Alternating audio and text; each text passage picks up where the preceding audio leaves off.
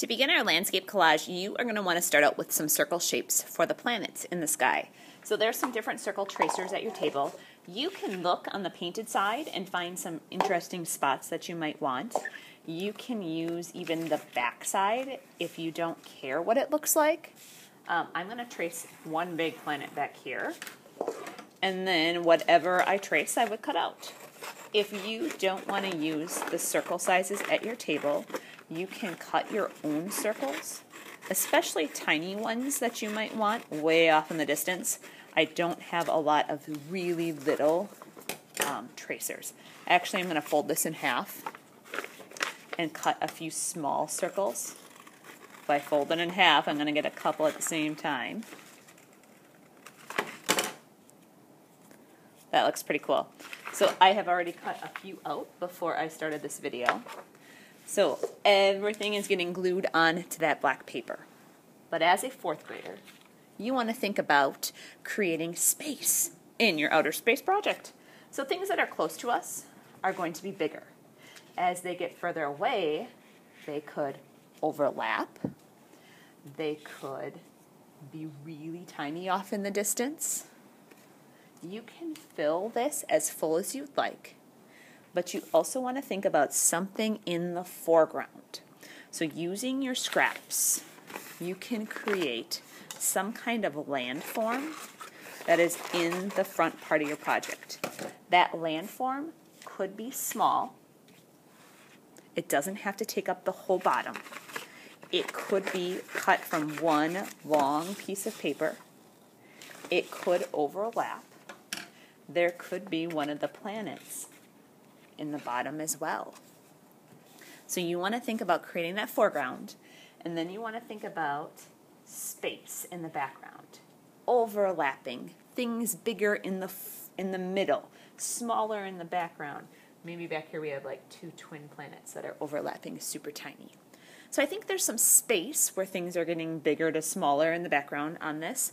I'm liking what I have so far.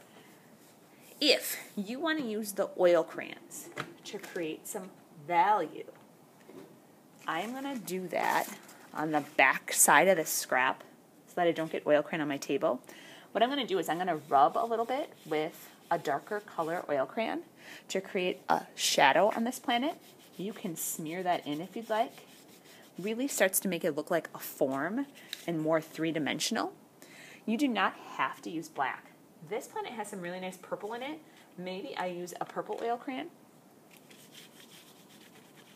Maybe I want to mix a little bit of black in there to get it really dark on the edge. That really helps them become more three-dimensional. If you want to add a little white on the lighter side, like that's where the sun is getting to the planet, that looks pretty cool. I might add a little bit of that on this front planet. Really starts to make it pop and look 3D. So I did the oil crayon on the back of the scraps. I'm going to glue what I have down. And I know some of you are worried because I have things hanging off the edge of the paper. So I'm going to glue first, and then I'll flip the paper over and trim. It's okay to add some value even after you have things glued on. What do I mean by that? Well, these landforms in the foreground are overlapping. Maybe I show that off a little bit more and create some value in them.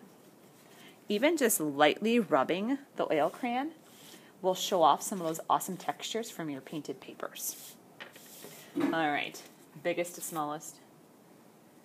I would love to see how creative you can get with these landscapes. I'm sure you have lots of ideas that I did not talk about. So it's okay to experiment on this project. I'm going to flip this over, trim off that planet that's hanging off the edge. One last thing I do want to show you is some kids have talked about creating some kind of a city in their project. So maybe on this planet right here, I can see some type of a glass city from the future. So I'm going to trace part of this circle like it has a dome. And the cool thing about that oil crayon is it does smear. Kind of makes it look like glass. Maybe inside that dome we have a really sparkly futuristic city. So I'm going to dab this tag board into that white and just create some prints of these lines. Maybe it's a disappearing invisible city of some kind. So have fun with this. Use oil crayons, use the paint, use your papers. You can draw, you can collage.